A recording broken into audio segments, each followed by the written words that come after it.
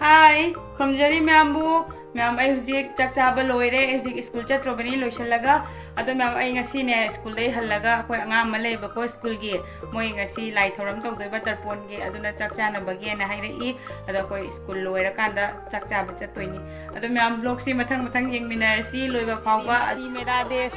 Chatori, Koyik Rally.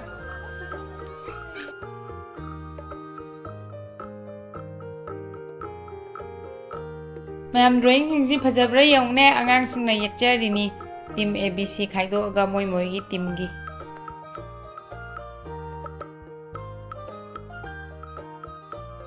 ma'am akhoi ji wasak laurani akhoi ji chuti thare ma'am akhoi chena ni tawai da la ini chena chakcha da gai ai ga madam ga lakpa ngai le rami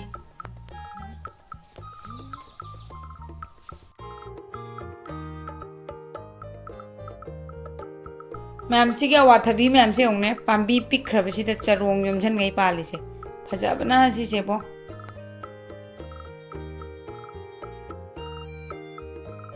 ma'am मैं video काब ले गई था madam वो लोही चंगम में योंगे चंग बगने कंबरा से की हौदोंग से होंगे साथी ड्रामा मिट कसे शाविंगो मसीदी गुंडा नहीं पूरा मैम अखोई ngатang पोथारेनी साबसिदा इचेना हई मही सेमीबा अदो कोई हुजिक थानी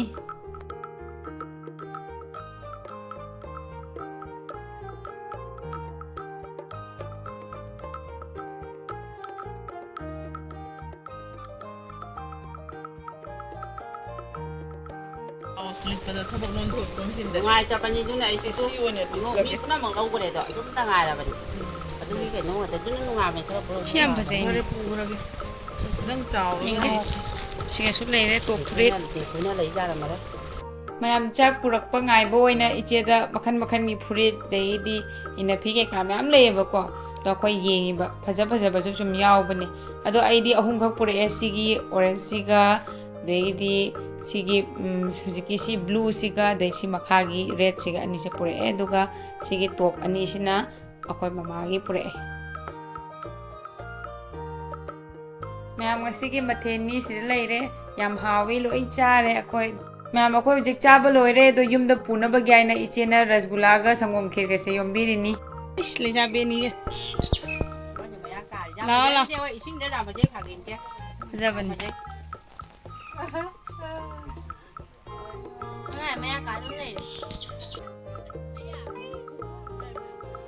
मैम अखोई जिक फम्मगा मणिपुर दा थोकलिबा थौदोक सिंगसिगी मरमदा वारी सनाबनी याम नुंगाइते अखोई पुनमक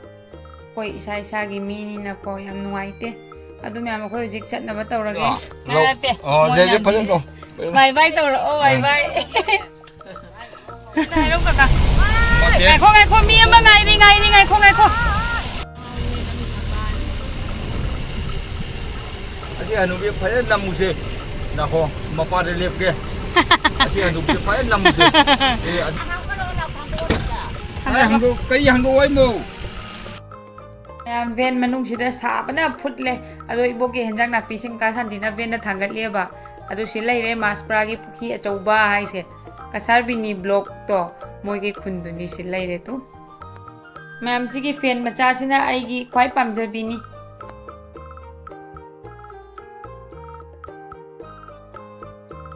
मैम आई युम यौरे हुजिक दो खोइ पाउंग के दौरिगे न येंगबदा मा फजन सिनेमा येंगा लेरमी टीवी दा अदो ngसाइगी संगोम खिर सिंगलो ददौगा पाउंगा ममाgai खाइदोगा अंगांग सिंगसु चागरे अदो मैम आई ngसाइ सि आहाबी से लौरे एबको असि मथंग नुमितो ओइना चारनी दा ngasi चारोय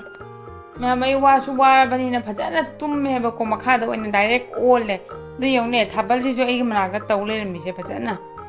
हाय खमजरी मैमबू मैम तो सिगी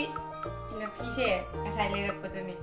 आइने अखोइदि दाम चटपसु फंगदेना स्कूल चटपनीना हाइदि अतोप मफमदे याम चटप फंगदेबको दुइदना आइना वीडियो दो आइना इन्थोगे आइना लेरपका तु इन्थोए हजि फजाब्रा यौना ऑरेंज कलर सिगा रेड सिगा लोरे अदो मैम आई हजिक तौदोसे कैनो खंब्रा नाउ की ममांगे आइगे संडे स्पेशल ब्लॉग ता आइना नुपी अम खग येक्ट्राने निंग फजाबिदो तु सिलेरे मनिंग से सी एक बजे खंब्रा siga ai video du da ne comment am khak la e ba ko ai pa ta han jare ke ong ne mani tombi singha hai ba ko mani tombi miss mani tombi se Emmanuel school da khoi mama ga ocha hoi mi ne ba ko ado miss mani tombi na mai hai rei ba ya mong tai nupi se ado maning tang yeng ba pen de mamang odo hala o mathang blog ta masak chu yeng hala o hai ba ko aduna se tu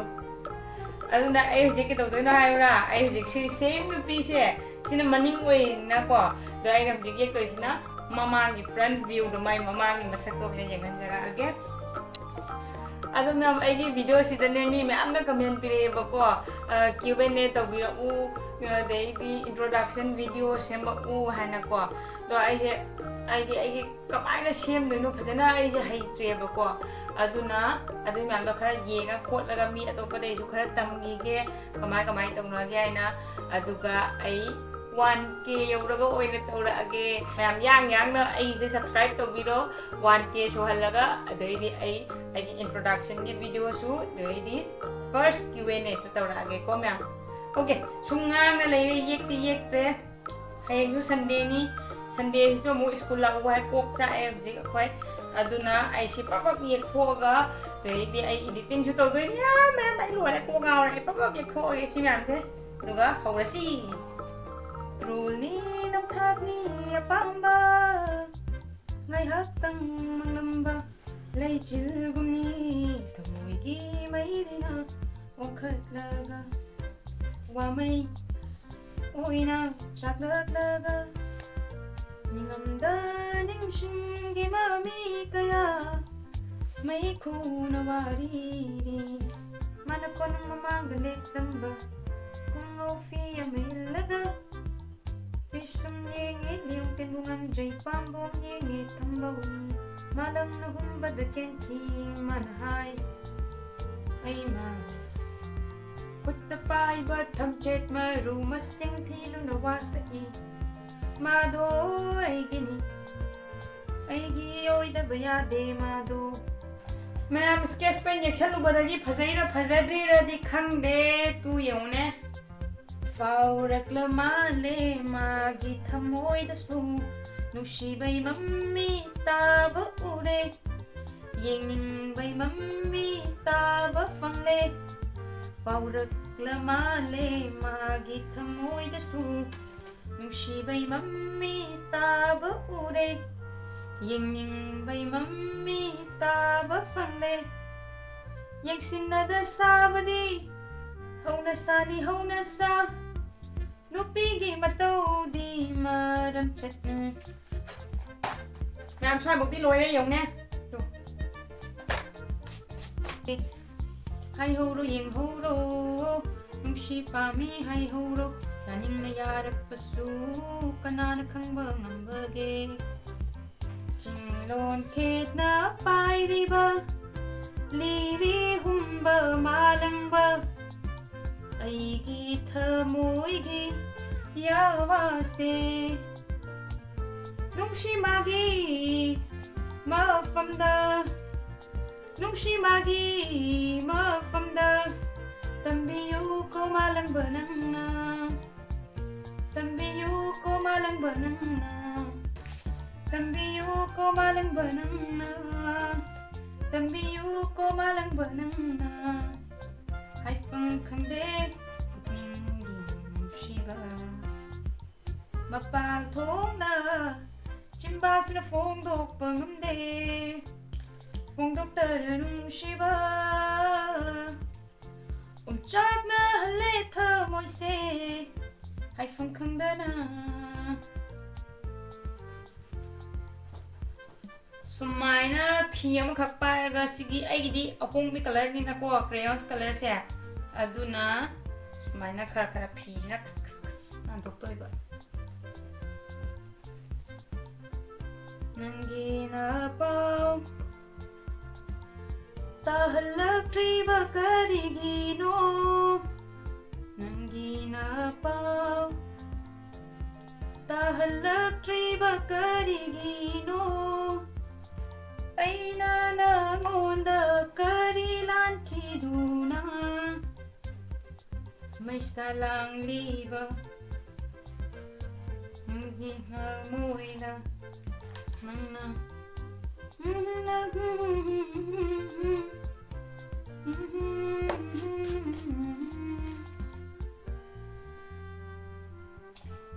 ꯃꯌꯥꯝꯁꯤꯗ ꯂꯩꯔꯦ final ꯂꯨꯛ 2 ꯑꯩꯒꯤꯁꯤꯕꯨ ꯍꯥꯏꯅꯕ ꯑꯃ ꯂꯩꯕꯅꯤꯅꯦ ꯅꯤꯡꯗ ꯌꯦꯡꯉꯒ beautiful ꯃꯥꯡꯗ ꯌꯦꯡꯉꯒ wonderful ꯍꯥꯏꯗꯣ ꯑꯣꯏꯔꯕ ꯈꯪꯗꯦ